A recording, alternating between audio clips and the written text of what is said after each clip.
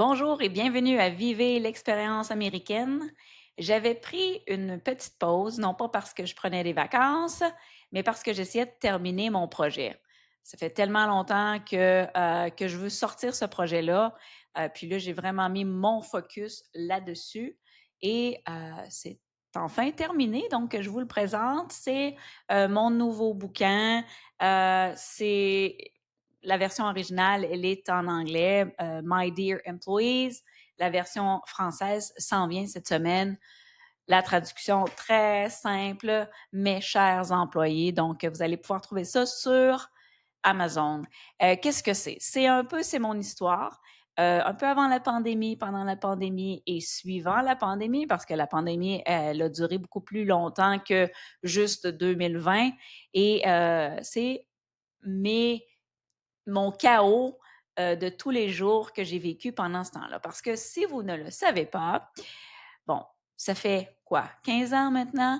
15, plus que ça, je pense, que j'aide des gens à euh, partir des entreprises, opérer des entreprises. J'ai déjà moi-même eu une entreprise locale, ensuite de ça, beaucoup d'entreprises en ligne. Mais j'avais envie d'avoir une expérience vraiment locale, c'est-à-dire pour pouvoir aider mes clients plus facilement. Je pensais que de le vivre moi-même, c'était pour m'aider.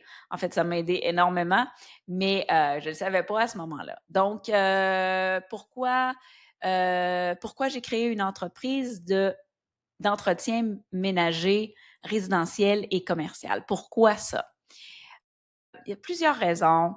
Je voulais pas nécessairement avoir une compagnie avec une adresse ou recevoir les clients ou je voulais pas nécessairement avoir une entreprise qui serait à l'extérieur de chez moi. Je sais pas si vous comprenez, mais bon.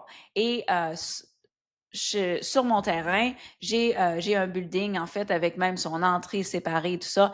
Et je pensais à qu'est-ce que je pourrais faire avec ce petit building-là. Fallait que ce soit, mais je voulais pas recevoir des gens ici. Fallait que ce soit un service à domicile. Donc, il y avait cette raison-là. Une chose aussi, j'ai fait énormément de recherches, j'avais besoin d'un challenge et l'entreprise de ménage, c'était une entreprise vraiment avec un gros défi. C'est pas très difficile, mais il y a beaucoup de compétition. Donc, je voulais faire ma marque dans ce domaine-là. Plusieurs raisons pour ça.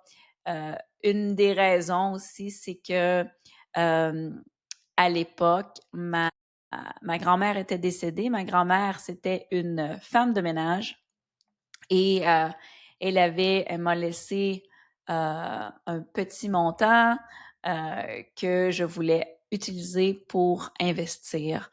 Donc, plusieurs raisons comme ça qui m'ont amené vraiment à l'entreprise de ménage. Est-ce que j'avais de l'expérience en ménage? Tout le monde fait son ménage à la maison. Un peu, oui. J'ai déjà eu le service d'une compagnie de ménage, puis on avait décidé d'annuler, pas parce qu'on n'était pas satisfait, mais parce que, je me disais que c'était quelque chose que je pouvais probablement faire moi-même, mais en étant vraiment très structurée. Donc, ce que j'ai décidé de faire, c'est de vraiment avoir ma structure, mon temps. Donc, le vendredi après-midi, je faisais ça. Et j'ai développé des techniques et j'ai développé aussi mes propres produits et qui étaient, bon, écologiques et tout ça. Et je pensais que c'était une très bonne idée d'amener ça sur le marché. Donc, tout ça a fait en sorte que j'ai décidé d'ouvrir ma compagnie qui s'appelle Écoclinologie. Qu'est-ce qui est arrivé par la suite? Ben ça, vous allez le savoir dans mon livre. Donc, avant la pandémie, bon, j'avais des histoires à conter parce que des histoires, c'est pas mal le but du livre. C'est fait pour être un livre très drôle avec un peu triste.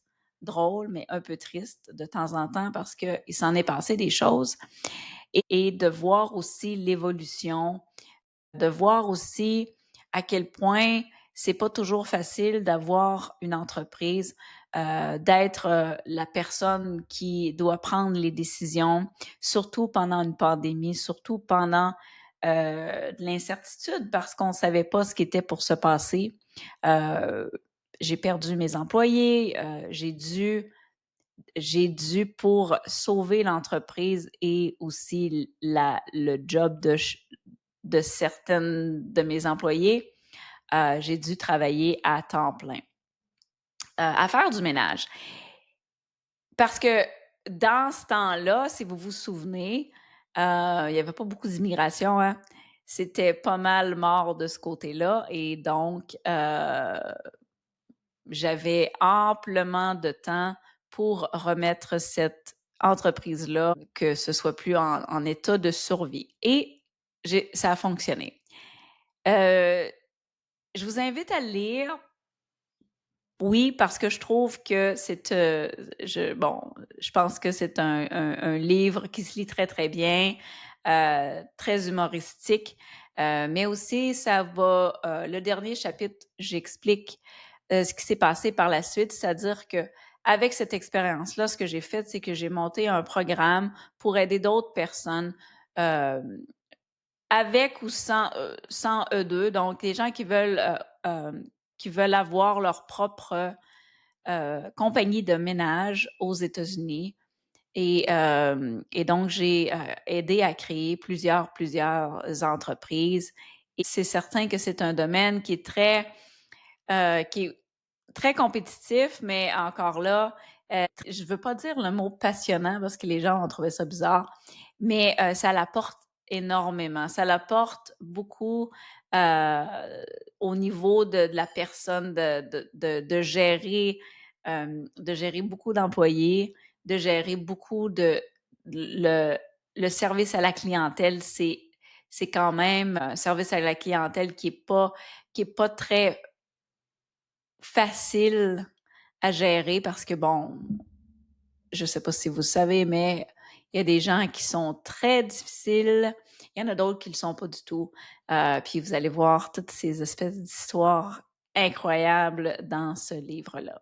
Et le dernier chapitre s'appelle Cleanologic parce que c'est le nom de la compagnie qui gère justement la création de d'autres compagnie de ménage. J'avais décidé à l'époque de ne pas faire une franchise et la raison, elle est très simple.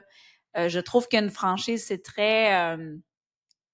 c'est les gens qui ont des franchises sont très restreints dans leur liberté de je trouve que c'est important pour quelqu'un d'avoir l'entreprise à leur image.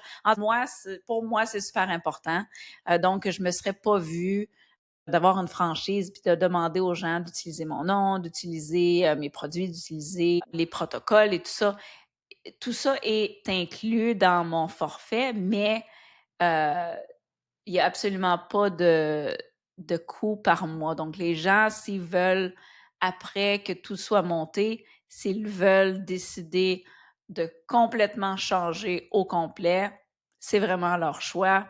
Moi, je suggère fortement de continuer le concept éco-friendly, donc plus vert avec des produits non toxiques parce qu'on s'en va vraiment vers là, c'est de plus en plus populaire. Mais s'ils veulent faire quoi qu'ils veulent, moi, je leur montre et je leur apprends comment naviguer dans cette industrie-là. Donc, je leur apprends à pêcher, mais c'est vraiment eux qui vont décider de comment ils vont continuer avec leur vision, juste la façon dont ils sont. Ça fait des compagnies totalement différentes l'une de l'autre. Il y en a qui vont avoir beaucoup de succès, il y en a qui vont en avoir moins. Il y en a qui vont avoir des difficultés à embaucher, il y en a d'autres qui vont avoir des difficultés à trouver des clients. Donc, chaque personne a son petit défi et moi, je suis toujours là pour les aider s'ils veulent de mon aide, mais, mais je ne suis pas là pour leur dire quoi faire et quoi ne pas faire, ce qui est très différent de quelqu'un qui a une franchise. Donc, Encore une fois, je vous invite à acheter mon livre. Vous pouvez l'avoir aussi euh, en format e-book. Si vous voulez pas l'avoir, moi j'aime ça avoir des livres. Moi je lis, vous avez vu, hein? J'aime ça des livres, des vrais livres. Ouvrir, tourner les pages, j'aime ça. Je vous invite à regarder ça puis à connaître mon histoire. Euh, donc ça va pouvoir expliquer aussi quand je parle avec des gens, quand je fais des entrevues avec d'autres propriétaires d'entreprises, quand on parle de comment ça se passe et tout ça. Je l'ai vécu, je l'ai vraiment vécu, puis je, je croyais que je devais vraiment partager mon expérience. Donc, encore une fois, Amazon, my dear employees en anglais, si vous, si vous parlez anglais, comprenez l'anglais, je vous le suggère en anglais. Je pense que celui en français, il est très bon aussi, mais comme tout s'est passé en anglais, c'est vraiment l'original. Donc, ce qui s'est dit, les vrais mots, ça se passe en anglais. Sinon, mes chers employés sur Amazon.